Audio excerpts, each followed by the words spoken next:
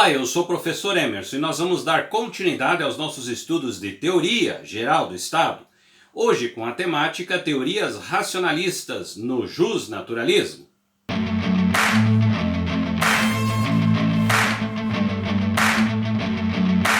Prezados alunos, é um grande prazer estar aqui novamente com vocês e nós vamos então dar continuidade aos nossos estudos de Teoria Geral do Estado. Hoje estaremos discutindo a temática As Teorias Racionalistas no Justnaturalismo. E as contribuições do texto hoje são do professor Said Malouf, que vai trazer informações importantíssimas para nós conhecermos um pouco mais sobre essa temática. Vamos então ao nosso primeiro slide. Sob a denominação de teorias racionalistas, agrupam-se todas aquelas que justificam o Estado como de origem convencional, isto é, como um produto da razão humana. São as chamadas teorias contratualistas ou pactistas. Partem de um estudo das primitivas comunidades em estado de natureza e, através de uma concepção metafísica do direito natural, chegam à conclusão de que a sociedade civil, o Estado organizado, nasceu de um acordo utilitário e consciente entre os indivíduos. Essas teorias foram corporificadas e ganharam maior evidência com a reforma religiosa, a qual foi uma autêntica rebelião racionalista contra a Igreja Romana, que culminou com a revisão das Sagradas Escrituras, fazendo coro com a filosofia de Descartes, delineada em Discursos sobre o Método, filosofia esta que ensinou o raciocínio sistemático que conduz à dúvida completa. Sustentou Lutero a supremacia da inteligência individual e pregou-a. Aqui nós temos então as primeiras concepções de característica racionalista, que vão, em outras palavras, discutir essa perspectiva do Estado, entendendo que nós estamos diante de uma realidade em que o Estado já estava operando. E aí a gente percebe diversas outras formas de analisar, diversas outras formas de pensar racionalmente o Estado vão surgir durante essa fase. E aí, obviamente, as concepções religiosas elas estarão presentes também dentro desse contexto. Vamos então ao nosso próximo slide.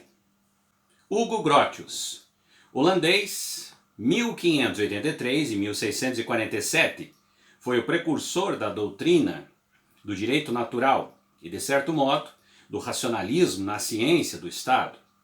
Em sua famosa obra, Os Direitos de Guerra e da Paz, esboçou a divisão dicotômica do direito em positivo e natural. Acima do direito positivo, contingente, variável, estabelecido pela vontade dos homens, existe um direito natural, imutável, absoluto e independente do tempo e do espaço, decorrente da própria natureza humana, alheia e superior à vontade do soberano. Hugo Grotius conceituou o Estado como uma sociedade perfeita de homens livres que tem por finalidade a regulamentação do direito e a concepção do bem-estar coletivo. Aqui a gente vai observar uma sequência de teóricos que vão trazer efetivamente leituras diferenciadas relacionadas ao Estado. A partir dessas concepções, nós vamos perceber que cada um deles vai trazer uma vertente diferenciada.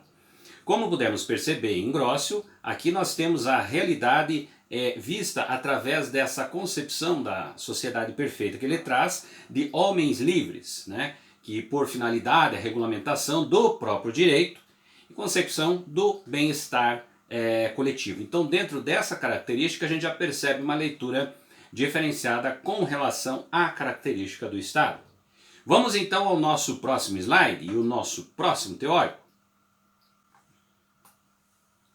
Immanuel Kant, Hobbes, Rutherford, Thomasius, Leibniz, Wolff e Rousseau, Blackstone e outros gênios luminosos do século XVII desenvolveram essa doutrina dando-lhe um magno esplendor.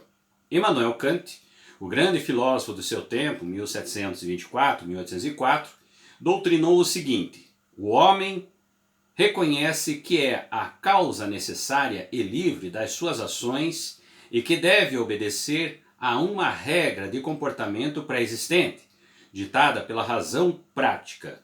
O direito tem por fim garantir a liberdade e por fundamento um conceito geral inato, inseparável do homem, fornecido, a priori, pela razão prática, sob a forma de um preceito absoluto. Conduze-te de modo tal que tua liberdade possa coexistir com a liberdade de todos e de cada um. Conclui Kant que, ao saírem do estado de natureza para o de associação, submeteram-se os homens a uma limitação externa, livre, publicamente acordada, surgindo assim a autoridade civil do Estado. Immanuel Kant, um grande teórico que vai trazer diversas contribuições relacionadas ao princípio da racionalidade, também traz essas informações analisando o Estado, compreendendo que de certa forma existe essa liberdade, mas consequentemente o Estado tem essa autoridade civil diante de toda a realidade de uma sociedade. Vista dessa forma, nós temos então mais uma perspectiva que nos traz aí uma visão diferenciada relacionado ao Estado, né? Então vamos ao nosso próximo slide. Thomas Hobbes, filósofo inglês, 1588-1679, o mais reputado dentre os escritores do século XVII, foi o primeiro sistematizador do contratualismo como teoria justificativa do Estado. É havido também como teórico do absolutismo, embora não tenha pregado a matéria de Filmer-Busol, com o fundamento do direito divino. Seu absolutismo é racional e sua concepção de Estado tende a conformar-se com a natureza humana.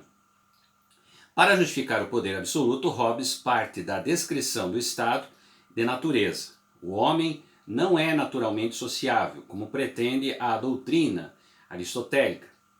No estado de natureza, o homem era inimigo feroz de seus semelhantes. Cada um deveria se defender contra a violência dos outros.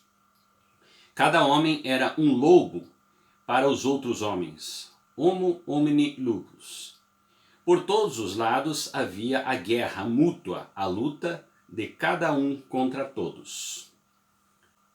Quando descrevemos as leituras de Thomas Hobbes, a gente pode perceber que diante da concepção dele, entendimento dele de Estado, traz-se essa necessidade da existência do Estado, né, devido ao homem não ter essa capacidade de autocontrole diante de toda essa vivência dentro do meio social. Assim, o Estado ele tem um papel extremamente importante como um regulador. Na visão de Hobbes, o Estado é necessário, porque o próprio homem ele tem as suas origens dentro de um conceito muito distante da racionalidade. E aí, a condição do Estado seria extremamente importante para regular esse homem dentro do contexto social. Vamos então ao nosso próximo slide. John Locke, filósofo inglês, 1632-1704, desenvolveu o contratualismo em bases liberais, opondo-se ao absolutismo de Hobbes. Foi Locke o vanguardeiro do liberalismo na Inglaterra. Em sua obra Ensaio sobre o Governo Civil, em 1690, em que faz a justificação doutrinária da Revolução Inglesa de 1688, desenvolve os seguintes princípios. O homem não delegou ao Estado senão os poderes de regulamentação das relações externas na vida social, pois reservou para si uma parte de direitos que são indelegáveis. As liberdades fundamentais, o direito à vida, como todos os direitos inerentes à personalidade humana, são anteriores e superiores ao Estado. Locke encara o governo como troca de serviços. Os súditos obedecem e são protegidos. A autoridade dirige e promove a justiça. O contrato é utilitário e sua moral é o bem comum. No tocante à propriedade privada, afirma Locke que ela é sua base no direito natural. O Estado não cria a propriedade, mas a reconhece e protege. Dentro dessa lógica, nós conseguimos perceber que grande parte dos teóricos que foram discutir a relação do contratualismo dentro do conceito do Estado, percebe-se que cada um deles tem uma visão diferenciada, onde você vê aqueles que efetivamente entendem que o Estado é uma estrutura extremamente importante que vai efetivamente regular a sociedade diante de todas as suas, todos os seus problemas, todas as suas carências. Dentro dessa relação, as formas pelas quais o Estado vai administrar esse conceito, que são efetivamente discutidas por cada um desses teóricos. Assim, a gente percebe basicamente que o processo teórico construído a partir da análise do Estado, ele vai trazendo então essa diversidade, ele vai ampliando esse conceito de forma que cada um deles traz uma perspectiva diferente sobre essa leitura do Estado. A todos vocês, espero que tenha contribuído para conhecer um pouquinho mais sobre os contratualistas e também as suas teorias, apresentando, analisando e interpretando características do Estado. Nos encontramos então no nosso próximo vídeo.